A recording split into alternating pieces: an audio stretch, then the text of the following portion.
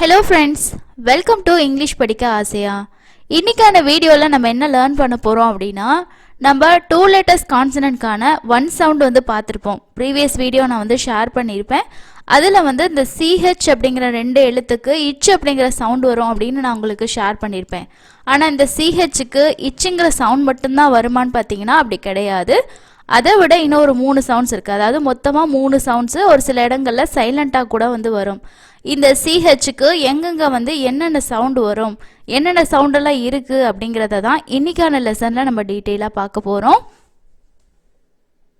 கண்டிப்பா இந்த லெசன் உங்களுக்கு யூஸ்ஃபுல்லா இருக்கும். இந்த மாதிரி நிறைய விஷயங்கள் தெரிஞ்சுக்கிட்டீங்கன்னா தான் உங்களால இங்கிலீஷ்ல எழுதுறதுக்கும் படிக்கிறதுக்கும் ரொம்ப ஈஸியா இருக்கும். இது ரொம்ப டஃப்பான விஷயமானு பாத்தீங்கன்னா கிடையாது. ரொம்ப சிம்பிளான விஷயங்கள் தான்.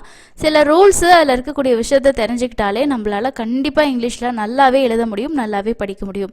அதுக்கான நிறைய லெசன்ஸை நான் தொடர்ச்சியாக ஷேர் பண்ணிக்கிட்டே இருக்கேன். நம்ம சேனலை செக் பண்ணி பார்த்தீங்கனாலே உங்களுக்கு வந்து தெரியும். சேனலை இன்னும் சப்ஸ்கிரைப் பண்ணலனா மறக்காமல் சப்ஸ்கிரைப் பண்ணிக்கோங்க. இந்த வீடியோ யூஸ்ஃபுல்லாக இருந்துச்சுன்னா மறக்காமல் ஒரு லைக்கும் அப்டேட் பண்ணிக்கோங்க. ஃபஸ்ட்டு வந்து இந்த க்கு என்ன மாதிரியான சவுண்ட்ஸ் இருக்குது அப்படின்னு சொல்லிட்டு பார்க்கலாம். ஃபஸ்ட்டு வந்து பார்த்தீங்கன்னா க்குங்கிறதுக்கு வந்து நம்ம இச்சு அப்படிங்கிற சவுண்டு ஓல்டு இங்கிலீஷ் சவுண்டாக நம்ம வந்து கொடுப்போம். ஸோ இச்சுங்கிற சவுண்டு ரெகுலராகவே நம்ம வந்து யூஸ் பண்ணுவோம். இதை தாண்டி வந்து இந்த க்கு இக்கு அப்படிங்கிற சவுண்டும் வந்து இருக்குது. அதுக்கு அடுத்தது வந்து பார்த்தீங்கன்னா இஷ் அப்படிங்கிற சவுண்டு இருக்குது. ஸோ இது வந்து மாடர்ன் ஃப்ரெஞ்சிலேருந்து வந்த சவுண்ட் அப்படின்னு சொல்கிறாங்க. அதுக்கு அடுத்தது ஒரு சில இடத்துல இது சைலண்ட்டாக வரும். ஸோ மெயினாக நீங்கள் தெரிஞ்சுக்க வேண்டியது 3 சவுண்டு, இச்சு, இக்கு, இஷ். ஸோ இந்த சவுண்டுக்கான எக்ஸாம்பிளும் எந்தெந்த இடத்துல வருது அப்படின்னு சொல்லிட்டு நம்ம டீட்டெயிலாக அடுத்து 1 by 1 பார்க்கலாம். ஃபஸ்ட்டு நாம் இந்த இச்சு அப்படிங்கிற சவுண்டுக்கான எக்ஸாம்பிள் வந்து பார்க்கலாம் பாருங்கள். ஸோ க்கு இச்சுங்கிற சவுண்டில் எக்ஸாம்பிள் செரி. இங்கே இச்சுன்ற சவுண்டு வந்து வரும். இச்சு ஏ, ஓகேங்களா? ஈயோட சவுண்டு ஏங்கன்னு வரும். அப்போது இச் கூட்டல் ஏ வந்து எப்படி படிக்கணும்னா சே, செரி, செரி. அதே மாதிரி இச்சு ஈ, 2 ஈ வந்துச்சுன்னா என்ன சவுண்டு வரும்? ஈங்கிற சவுண்டு வரும். அப்போது இச் ஈ, சி, எஸ், ஈயோட சவுண்டு வந்து இஸ் அப்படிங்கிற சவுண்டு வந்து வரும். அப்போ அதை எப்படி படிக்கணும்னா சீஸ்.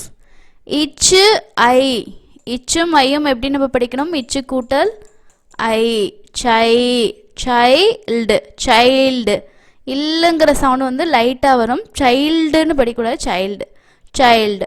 அதே மாதிரி இச்சு ஆம், சாம்பியன், சாம்பியன். ஸோ இங்கேயும் உங்களுக்கு வந்து என்ன சவுண்டு வரும்னா இச் அப்படிங்கிற சவுண்டு வந்து வருது. ஸோ இது வந்து ஸ்டார்டிங்கில் வந்து வருது.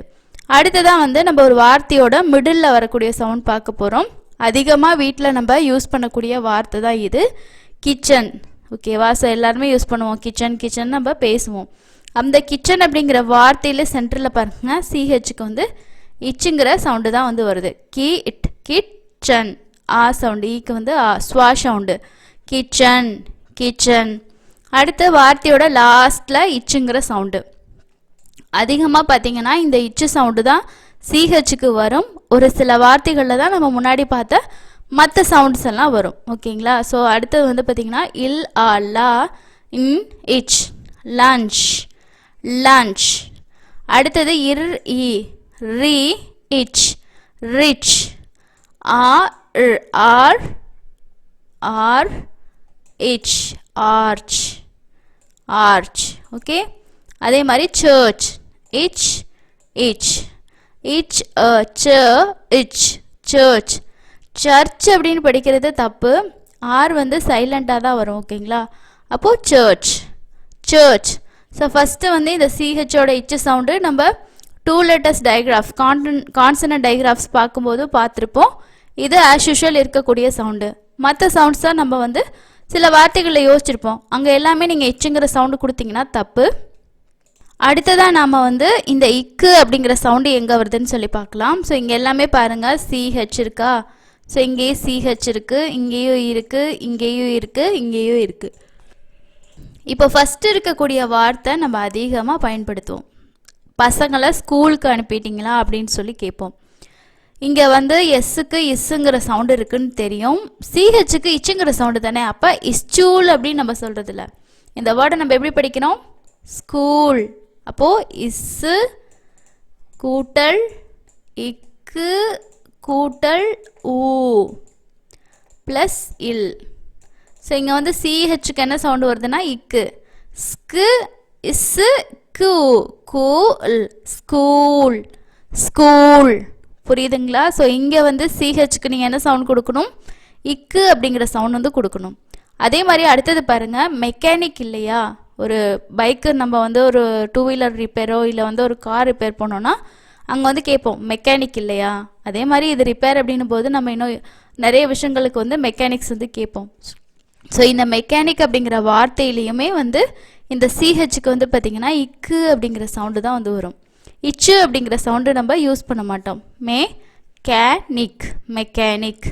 அதே மாதிரி எக்கோ பார்க்குறது. ஸோ இது வந்து மெடிக்கல் ரிலேட்டடாக நம்ம நிறைய தடவை கேள்விப்பட்டிருப்போம். எக்கோ, அதே மாதிரி ஒரு சத்தம் வந்து எக்கோ அடிக்குது அப்படின்னு சொல்லுவோம் இல்லையா? ஸோ இந்த எக்கோ அப்படிங்கிற வார்த்தையிலையுமே வந்து சிஹெச் வரும். ஓகே, அப்போ சிஹெச்சுக்கு என்ன சவுண்ட் கொடுக்குறோம்? இக்கு அப்படிங்கிற சவுண்டு தான் வந்து கொடுப்போம். ஸோ ஏகோ எக்கோ. அதே மாதிரி இன்னொரு வார்த்தையும் நீங்கள் கேள்விப்பட்டிருப்பீங்க, கொலஸ்ட்ரோல் அப்படிங்கிற வார்த்தை. ஸோ இது வந்து சொலஸ்ட்ரோல் அப்படின்னு படிக்க மாட்டோம், சோ அப்படி கிடையாது, கோ கொலஸ்ட்ரோல். அப்போ இங்கே என்ன சவுண்டு வருதுன்னா இக்கு கூட்டல் ஓ, கோ கொலஸ்ட்ரோல். அதே மாதிரி சைக்காலஜி, சைக்காலஜின்னு படிக்க மாட்டோம், சைக்காலஜி அப்படின்னும் போது இங்கேயும் உங்களுக்கு இக்குன்ற சவுண்டு தான் வந்து வரும். ஸோ இப்போது உங்களுக்கு புரிஞ்சிருக்கும், சிஹெச்சுக்கு இச்சுங்கிற சவுண்ட் மட்டுமே கிடையாது, இக்குங்கிற சவுண்டும் இருக்குது. எந்தெந்த வேர்ட்ஸில் வருதுன்னு உங்களுக்கு புரிஞ்சிருக்கும். ஸோ இதை தவிர உங்களுக்கு தெரிஞ்ச வார்த்தைகளையும் கீழே கமெண்ட் செக்ஷனில் வந்து ஷேர் பண்ணுங்கள். ஸோ எத்தனை பேர்த்துக்கு இந்த இக்குன்ற சவுண்டில் சிஹெச்சோட வேர்ட்ஸ் தெரியுது அப்படின்னு சொல்லி நம்ம பார்க்கலாம். அது இல்லாமல் இன்னும் ஒரு சில எக்ஸாம்பிள்ஸ் இருக்குது பாருங்கள். இக்கு ஆ, கேரக்டர் கேரக்டர். ஸோ இங்கேயும் என்ன சவுண்ட் கொடுக்குறீங்க? இக்கு ஆங்கிற சவுண்டு, கேரக்டர் கேரக்டர். அதே மாதிரி ஏக், வலின்னு சொல்லுவோம் இல்லையா? ஹெடேக், ஸ்டொமக் ஏக். ஸோ இந்த மாதிரி வலி ஏக்குன்னு சொல்கிற இடங்களில் இந்த சிஹெச்சுக்கு இக்கு சவுண்டு தான் வரும். ஓகேங்களா? ஏக். அதே மாதிரி ஸ்டொமக், ஸ்டொமச் அப்படின்னு சொல்லி நம்ம சொல்கிறதில்ல. ஸோ இங்கே வந்து இந்த சிஹெச் வருதுன்னா இச்சுங்கிற சவுண்ட் நம்ம சொல்ல மாட்டோம், ஸ்டொமக்.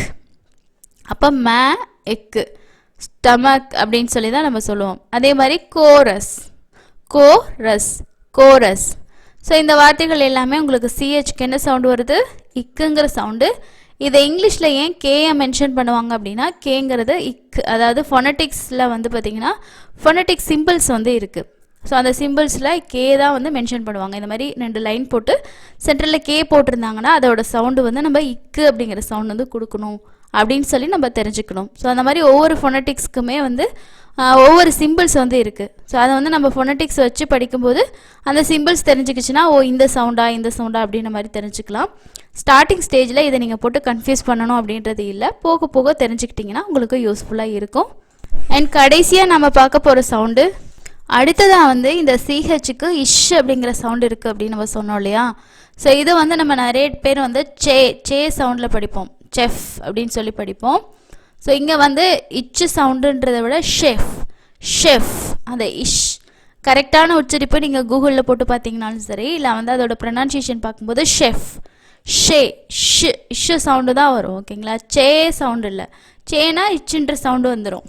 ஆனால் அங்கே இச்சுன்ற சவுண்டு வராது, ஷெஃப், ஷெஃப் அப்படிங்கிற சவுண்டு.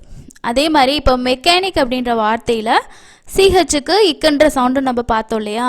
மெஷின், மெஷின் அப்படின்றதுல வந்து நமக்கு சிஹெச்சுக்கு என்ன சவுண்டு வருது? இஷ், மே ஷின், மெஷின். புரியுதுங்களா? அதே மாதிரி பேரா ஷூட், இஷ் ஊ, யூ டேஷ் ஈங்கிறதுக்கு வந்து யூங்கிற சவுண்டு வந்து வரும். அப்போது பேரா shoot, shoe shoe shoe shoot, parachute. அதே மாதிரி ப்ரௌச்சர்ஸ், ப்ரௌச்சர், ப்ரௌச்சர். ஸோ இதில் வந்து நம்ம சா சவுண்டு வர மாதிரி இருக்கும். ஆக்சுவலாக பார்த்திங்கன்னா அதோட சவுண்டு இஷ்ங்கிற சவுண்டு தான் வரும். அதே மாதிரி ஷிஃபான், ஷிஃபான். இது எல்லாத்துக்குமே உங்களுக்கு சிஹெச்சுக்கு என்ன சவுண்ட் கொடுக்குறீங்க? இஷ் அப்படிங்கிற சவுண்ட் வந்து கொடுக்குறீங்க. இப்போ ஒரு சிலருக்கு வந்து நான் ப்ரீவியஸ் ஒரு வீடியோ ஷேர் பண்ணியிருந்தேன். ஸோ அதை எவ்வளோ பேர் பார்த்தீங்க அப்படின்னு தெரியல. இங்கிலீஷில் வந்து நம்ம வந்து 28 லெட்டர்ஸ்க்கான சவுண்ட்ஸ் மட்டும் கற்றுக்கிட்டாலே போதுமா அப்படின்னு பார்த்தீங்கன்னா அப்படி கிடையாது. ஒரு சில எழுத்துக்கள் அந்த 2 எழுத்து சேர்ந்து ஒரு சவுண்டு வருது, வவல்ஸ்லேயே அதே மாதிரி இருக்குது, கான்சனன்ட்லேயே அதே மாதிரி இருக்குது. அதுக்கு அடுத்தது வந்து கான்சனன்ட்டில் இருக்க சிக்கு ஜிக்கு வந்து ஒன்றுக்கு மேற்பட்ட உச்சரிப்புகள் இருக்குது, 2 சவுண்ட் இருக்குது. அந்த 2 சவுண்ட் எங்கே வரும் அப்படின்றதுக்கான ரூல் இருக்குது. ஸோ இந்த ரூல்ஸ் நம்ம அடிஷ்னலாக எதுக்கு தெரிஞ்சுக்கணும் அப்படின்னா அப்போ தான் நம்மளால் நிறைய வார்த்தைகளை ரீட் பண்ண முடியும், நிறைய வார்த்தைகளை எழுத முடியும், ஸ்பெல்லிங் மிஸ்டேக் வராது, ஸோ படிக்கும்போது கன்ஃபியூஷன் இருக்காது. அதனால ஃபஸ்ட்டு ஸ்டார்ட் பண்ணும்போது நீங்கள் இந்த சவுண்ட் இருக்குதுன்னு சொல்லி கற்றுக்கிட்டு நீங்கள் ரீடிங் வந்து ஸ்டார்ட் பண்ணிக்கலாம். போக போக அடிஷ்னலாக அதில் இருக்க விஷயங்களை நம்ம கற்றுக்கணும்.